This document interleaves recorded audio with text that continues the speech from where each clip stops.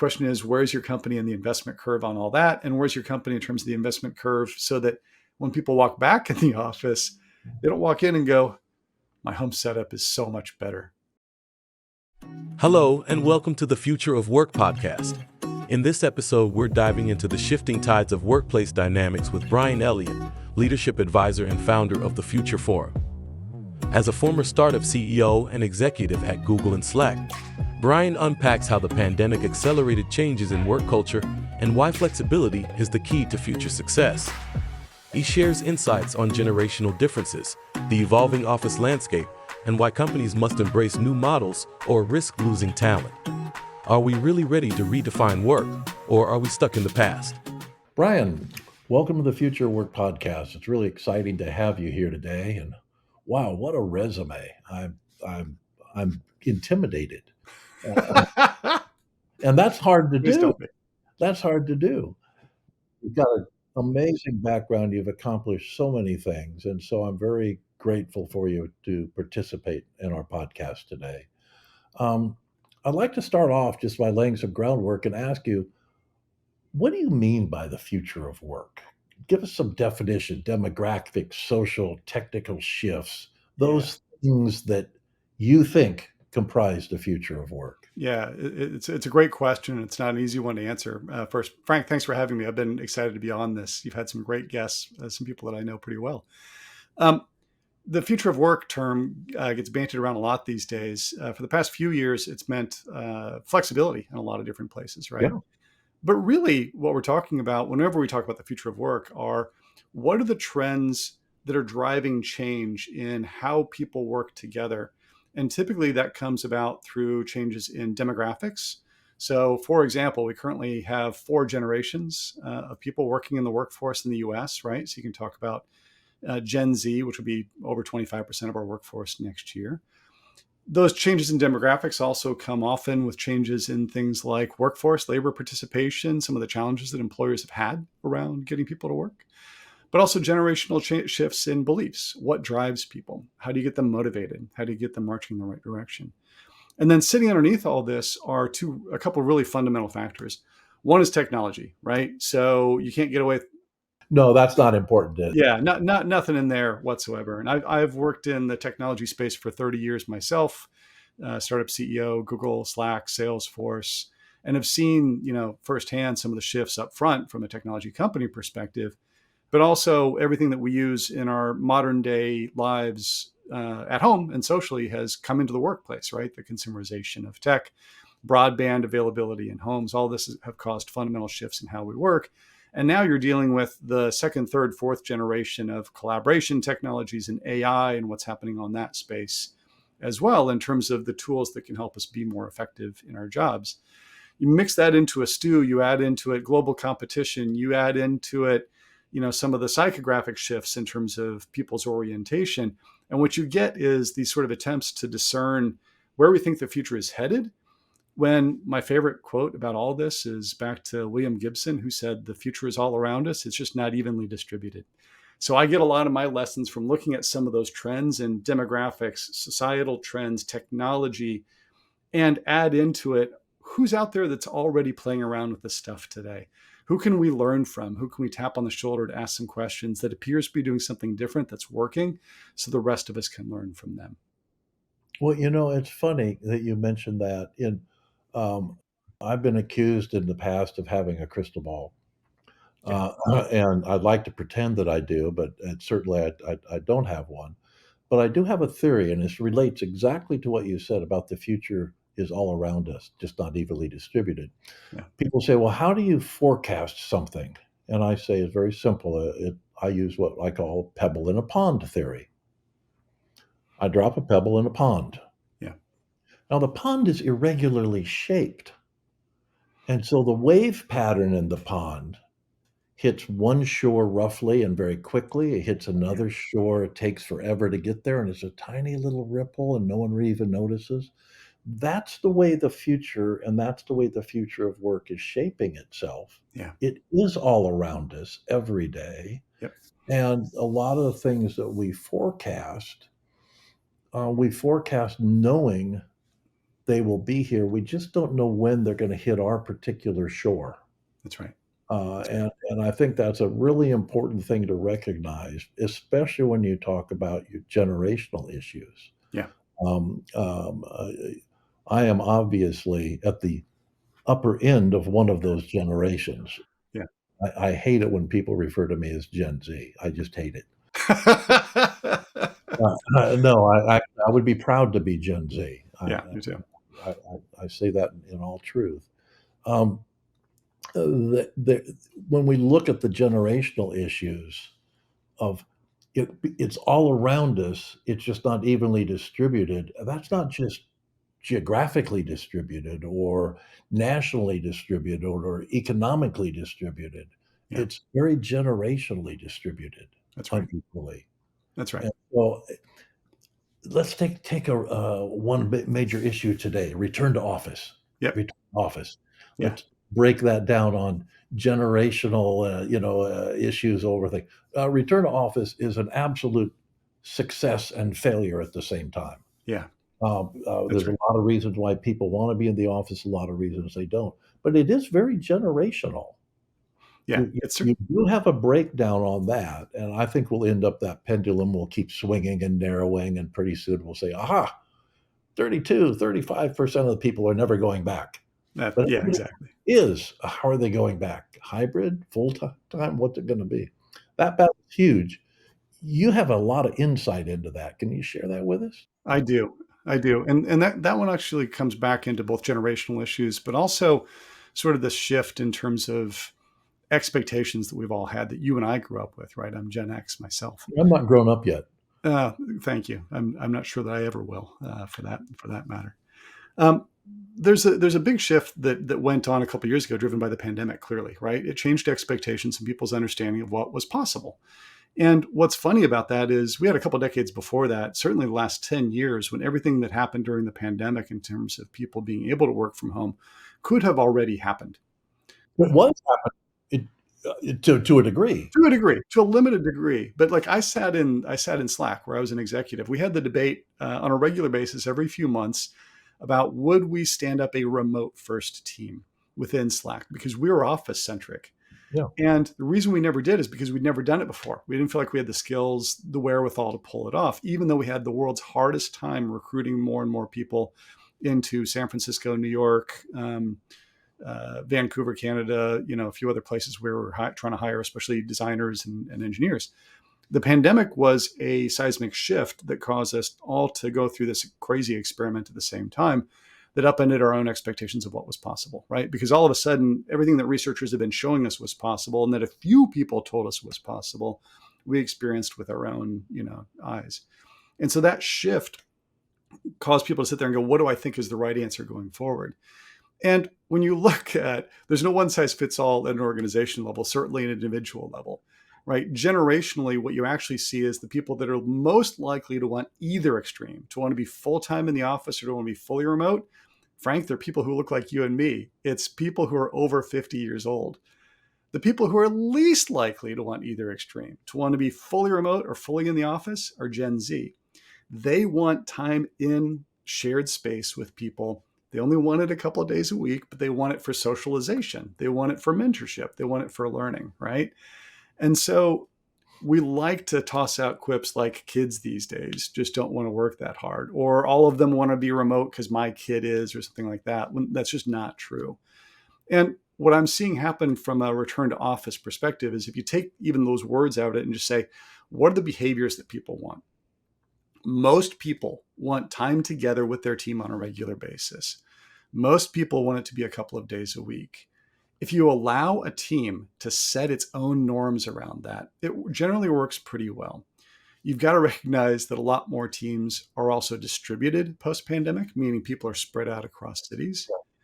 But if you set up infrastructure and rules and regulations that are more like norms and agreements and supporting managers in figuring out what the right way is to do this, and you give them access to great spaces and you give them the tools to do it, they will figure out what the right pattern is for their team. That might be 3 days a week because it's an inside sales team and we're all learning together.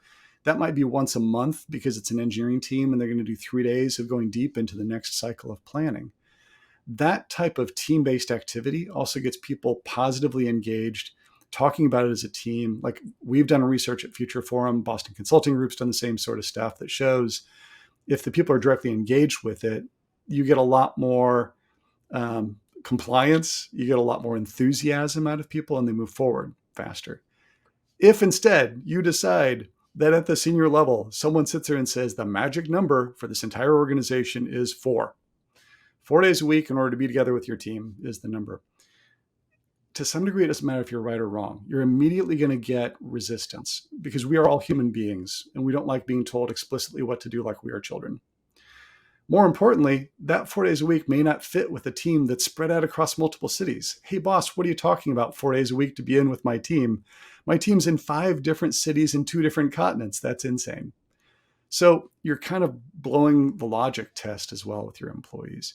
So mandates themselves tend to turn people off. They turn off most, actually, your highest performers. There's research that's come out in the past year and a half that shows the people most likely to leave after a mandate are your highest performing folks. Independent thinkers. Independent thinkers, people who can get a job someplace else, women, people from underrepresented minorities are also the ones that are most likely to leave because it's the pattern that fits least well with them. Well, you said just a moment ago, flexible, move around, make your own decisions, blah, blah, blah. And you said, and they go to an interesting place. You brought up the place term. Yeah. And so I'm going to throw some oil on the fire here for a second and say, as soon as you mention place, if I'm a corporate, I'm the decision maker and I'm the CFO. Okay. And I look at place and I said, isn't it nice that this remote team wants to work remote when they want to, but they want a place that I have to provide when they don't want to. I've got a fixed asset and a fixed liability and a debt on my balance sheet for the long-term lease. I have to buy furniture and I have to asset manage all this stuff that's only got 30-40% utilization. Yeah. So the management of place in this decision-making processes, why does Jamie Dimon want everybody going back to the office in New York? Because he's got 50 floors of space to fill back up. And he also has some fairly sizable investments in commercial real estate, which might be biasing his decision making. Yes. And so he's got to protect those assets, which now may actually be liabilities. Yeah. Overall. You also said you use the term flex. Yeah. Everybody wants flex. And I'll raise that a little bit. I'll call you and raise you one, I guess, and say that historically, if you and I started a company together 20 years ago, let's say, we needed 2 things to succeed.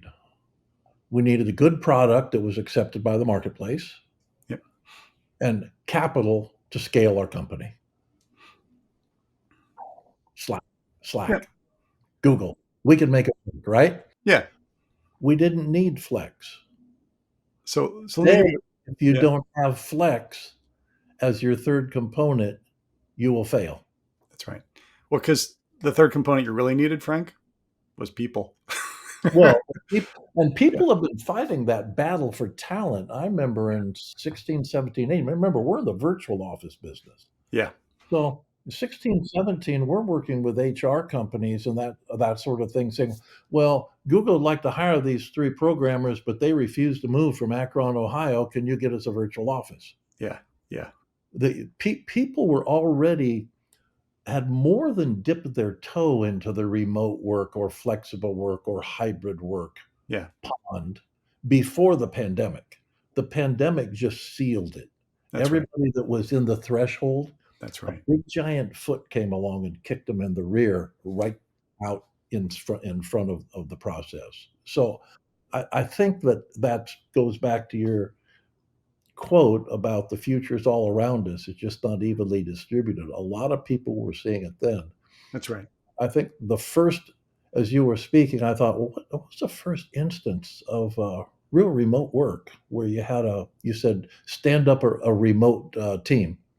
I thought, I remember in the mid 80s, we put a call center in India. It was all remote. We didn't know anybody. I'd never even been to India, Yeah. but we put a stand up team in India that was 100% remote workforce, Yeah. and it worked just fine. Yeah. So we've been doing this for decades on a massive scale. Why can't we do it simply on on an evolutionary basis? Why are we having such struggles, do you think? I think it comes down to leadership comfort levels with situations we've never managed and led in before. And so what I mean by that is I'll even take it back to the Slack example. Cal Henderson, our chief technology officer, had never managed teams of remote engineers. He wasn't sure that it would really work. Would they be as productive? Would they be as creative? Would people be able to collaborate just as effectively? Because he'd never seen it, we went through the same conversations that you just had. Do we open a Denver office? Because if we open a Denver office, we can hire people from around Denver. Do we open a Toronto office? Because then we can hire people from around Toronto. The pandemic was a mindset shift, not a reality shift. It exposed people to that decision. And all of a sudden, a lot of firms started saying, hey, you know what?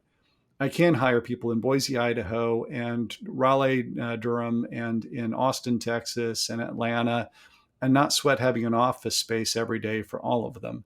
And I'll make some trade offs. Like Allstate's one of my favorite examples these days. I've worked with the team there. They've gone down this path of different teams have different norms, right? And your marketing brand design team that needs to be together 3 days a week, that's decided that's the right pattern for them, has access to office space for those 3 days a week. And you have to live close enough to one of their 7 main hubs in the US to go in to do that. They also have people that are more spread out in other places, and they've started doing flexible hubs.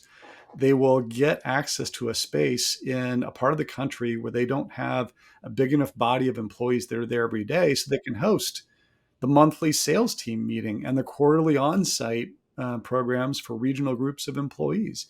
And it just makes sense. I think part of what's happened too, and you probably know this even better than I do, is, man, I know a lot of CFOs and CEOs who in 2021, when offices started reopening, asked the question, so when people come back, when are the seats going to be 100% occupied?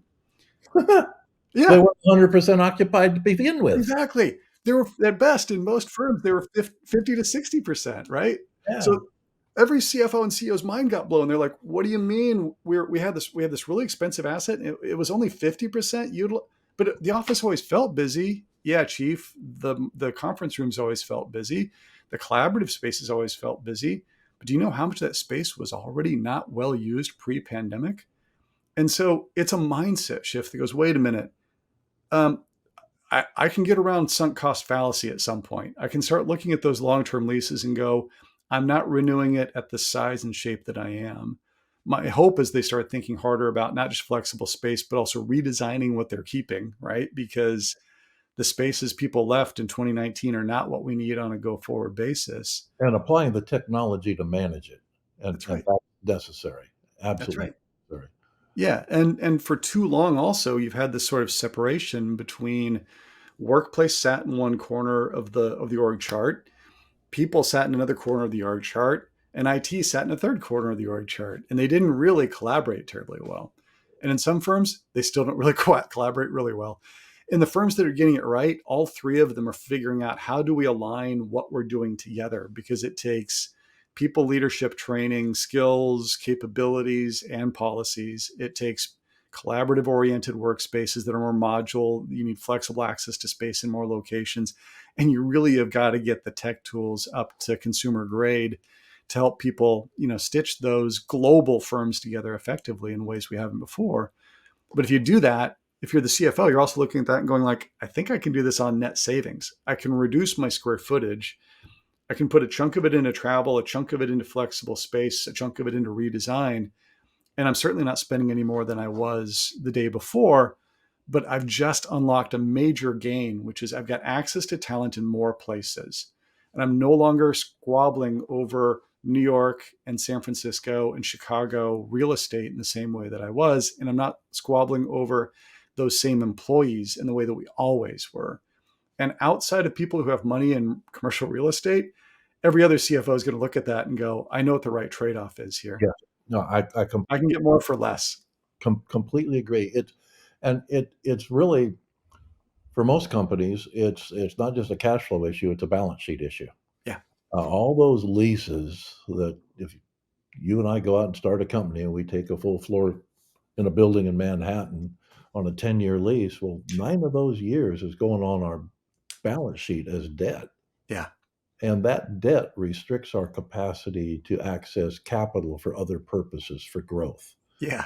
You can look at your efficiency and say, well, I was only 40 or 50, we could argue 40 to 60% efficient before. If you can get your debt, your fixed asset costs down by 20% one day a week. Yep. Okay, look at it like that. By 20%, the impact on your balance sheet is massive. You've now got capital to hire those other people to put those programs in place. Yeah. And that is happening right now. If That's you right. you look at the commercial real estate, mostly in markets where the workforce was imported every day through commuting, Yep. particularly public commuting. Yeah. So we don't need to name any names, like New York as a good example. The depreciation in commercial office space and the defined need for repurposing that into housing at a lower cost so people can work where they live, and the dream of the 15-minute city starts coming alive, etc. That's all being driven by this change Yeah. That's right. overall. And to put it in perspective, in 2021, when all the offices in Manhattan were sitting empty, Yeah. our virtual office business grew by 91% globally. Globally. And it was that recognition that there are actually structures out there that are flexible, that do work. Yeah. The other thing too, I think that we're seeing on a social basis is that when you hire somebody from Kentucky and say, "Hey, you have to move to Silicon Valley to get this job," your talent pool is substantially reduced. Yeah. Your costs are substantially increased, and your life cycle of the employee is substantially shattered. That's right. People don't like to leave their families, their lifestyle, etc., unless you pay them a lot more money. Yeah. And then they have to live in a more expensive environment, so that costs a lot more money again. That's right. Leave them be. Yeah. Everybody's happier. Yeah. Exactly. Everybody's happier. Yeah. Yeah. Most leaders know that if you do a forced relocation on a group of people, the real intent is just to get them to leave. It's a way to push attrition up, because most people won't. I had a couple folks working for a large company who recently did this, reach out to me and say, look, I loved working for the company, but my family is here in Florida. My family is here in New Mexico. My network of support for my kids is here. We can't move. We're not moving. And so it generally doesn't work out that way. No, and that's a limitation. It's a self-imposed limitation that companies are doing still today that they don't need to do. Okay. But when you talk about so many days in the office, you've already mentioned third places in some ways. So we're talking Yeah. about variations on hybrid work, That's right. or what we call digital nomads, being a local nomad. Nomads. Yeah. Local nomads, we call them digital nomads, and where they're working 2 to 3 places simultaneously fit on a physical basis: home, office, third place. Yeah. Uh, um, how do you set best practices for that? I think it really comes. What do we come to for that? 'Cause I know companies are really struggling with this, how to manage the assets, Yeah. distribution of technology, security of technology. Yeah. Um, how do you set those rules effectively to make it all work? So I think a lot of this comes down to that sort of three in a box I was describing earlier of workplace, HR, and IT working together in terms of how do you line all this up? Because typically the top-down singular policy, like the 3 days a week, Tuesday, Wednesday, Thursday, is the right place to be in the office, causes the challenges that it does. The better answer is give people the framework for figuring out what the right pattern is for their team. So again, this is like Allstate's done this, Genentech's done it in very different ways. each organization has a different set of needs, right? Genentech, when they went through this exercise, it's pretty obvious that the people working in the R&D labs are going to be in the R&D labs 3 or 4 days a week. The operations people are 5 days a week. Finance, sales may be a very different pattern because the Yeah. sales people are also out there. So you have to work through it on a function by function, team by team basis. When you do that, you start figuring out what those patterns look like. And then you can start figuring out how am I going to shape spaces around that, right? Because R&D lab workers, it's fairly obvious what they're going to need. But people whose teams sit there and go, for example, in Allstate, there's the 3-day a week folks, but then there's a whole series of people who are once a month, they're in for a week. And a lot of workplace folks are facing that, right? Workplace facilities now becomes facilitators, right? It's the ongoing growth of on-sites and the needs for that. That's going to shift what your portfolio needs to look like, bluntly, right? How much heads down seating space and meeting space do I need on a regular basis? And then what's my capacity and where am I going to get it for collaborative efforts? And I think that latter part is where flexible workspaces come into play, not only in terms of more distributed and more locations, but even for firms. I've seen this happening more and more. Companies that have shrunk their office space footprint to some degree in a particular geography or region can handle the sort of average week to week, but once a month, there's a big onsite that needs to happen, and they need to get access to a venue or a flexible space to accommodate it. So you've got to start thinking about, like, how am I going to manage my variety of not just a fixed long-term lease commitment asset that's 25% utilized, but how do I manage my leased commitment plus these flexible workspace providers that can give me a lot more on-demand access to very cool spaces for my teams. Then you layer onto that, and that comes out of, so functions figure out their patterns, workplace figures out how to support it. Technology has got to support secure access. The capabilities for that have been there for years, right? We've seen this because I saw it firsthand at Slack, for example. You can have people that are doing high security activities that are GovCloud oriented, sitting right here at home with the right setup and the right monitoring and the right controls over a device. So that is capable. Question is, where's your company in the investment curve on all that? And where's your company in terms of the investment curve so that when people walk back in the office, they don't walk in and go, my home setup is so much better. My home setup just crushes this. And I think that's a major issue. And when you talk about things, one of the things that we're talking about is workspace management as hospitality management. That's right. Not just in the flexible workspace sector, co-working centers, et cetera, but at the corporate levels. Yes. And the other thing that when you talk these multi-generational, Gen Z is just forming, the Gen Z generation is just forming their careers. That's right. They're deciding who they want to be and how they want to live their life. So I'm going to put together a question for you.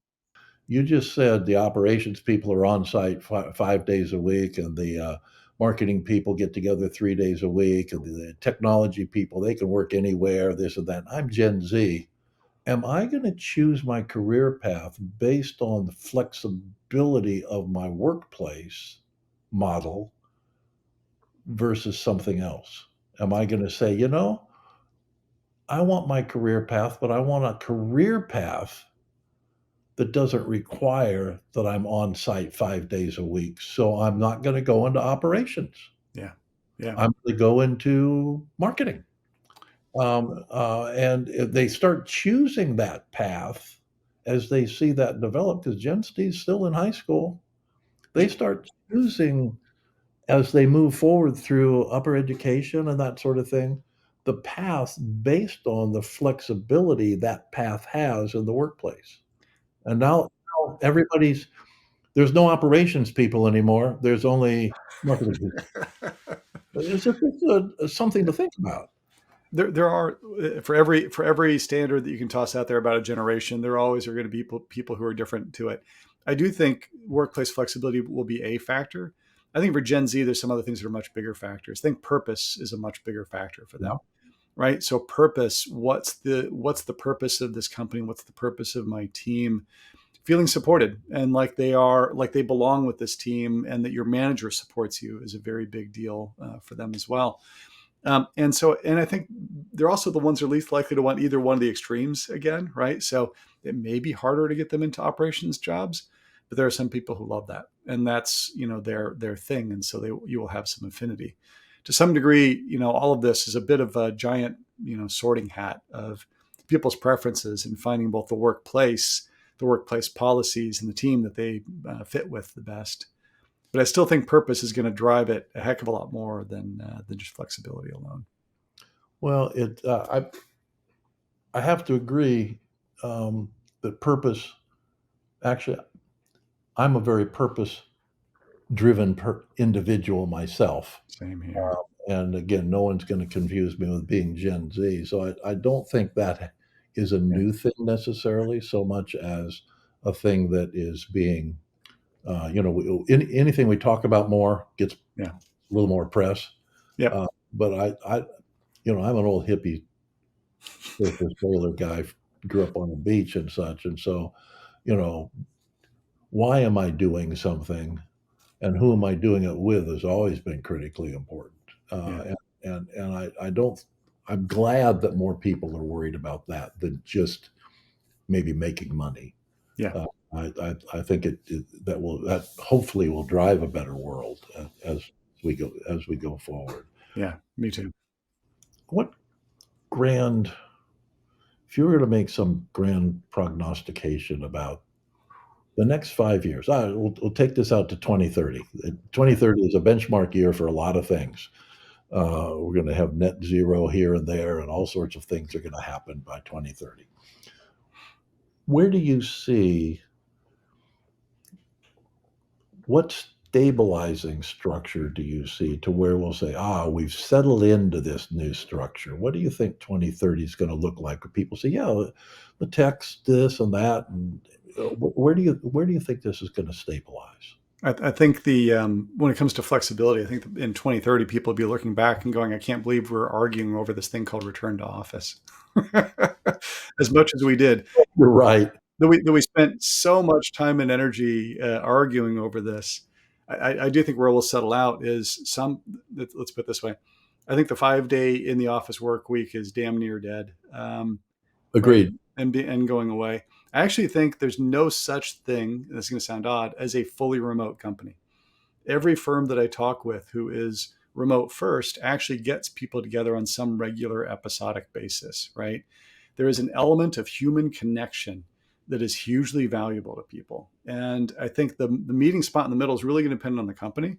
But I do think that there is an advantage that goes to firms who lead with a mindset of flexibility, because it gets them access to more talented individuals in more locations.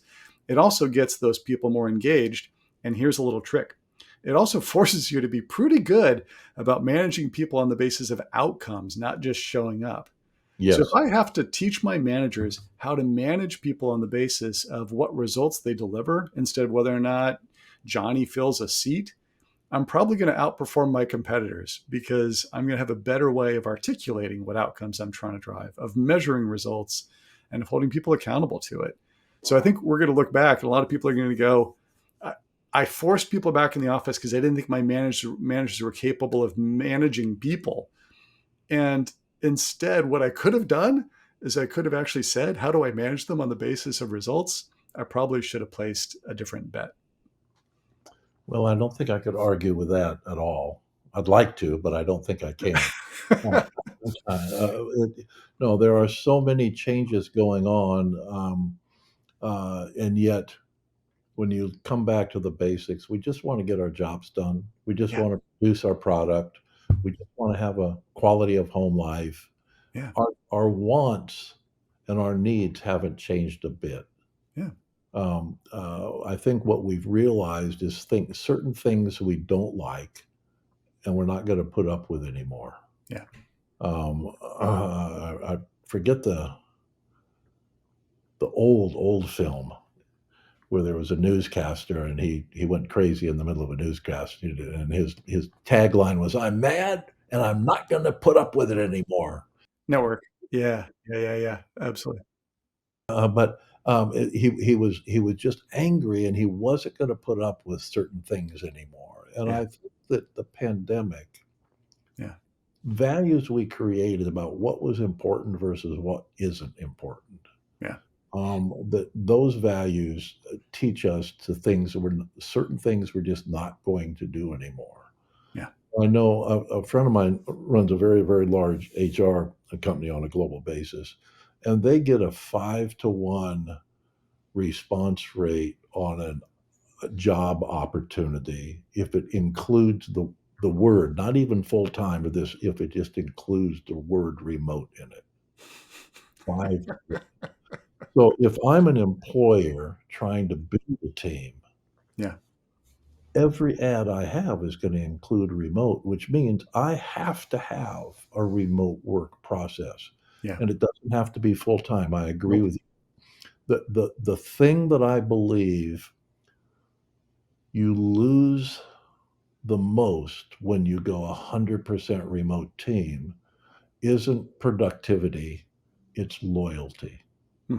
It's hard to be loyal to a Yeah. Zoom meeting. That's right. It it it you can't shake a person's hand, and you can't commit at the That's right. same level, especially when the cat's dancing across their desk. That's Um, right. you can't commit to the same level. So I think companies lose loyalty, Yeah. and the cost of that lack of saying, "I'll do it because I said I'll do it, because I looked them in the eye and said, I can take care of that," Yeah. is massive. Yeah. We have to have that. We just have to make sure, and I won't beleaguer this, is we just have to make sure we don't have too many meetings. Oh, that too. Yeah. I could go on all day long about that one. Too many meetings. We won't go on to that topic this time. Maybe next time. I was just gonna really wanna thank you for your time today. You just such a joy speaking with you and learning everything that you've got to share. And your book too, Future Works, is quite an accomplishment. And I Thanks. would advise anybody that's trying to figure out the future of work to take a good look at that. Thanks, Frank. Well worth the time and effort of the read. Appreciate it. Appreciate your time and great talking with you. Let's go build a better future ourselves. I'm ready for it. I'm ready for it. Take care. Thanks, Frank. Bye bye. If it's impacting the future of work, it's in the Future of Work podcast by allwork.space.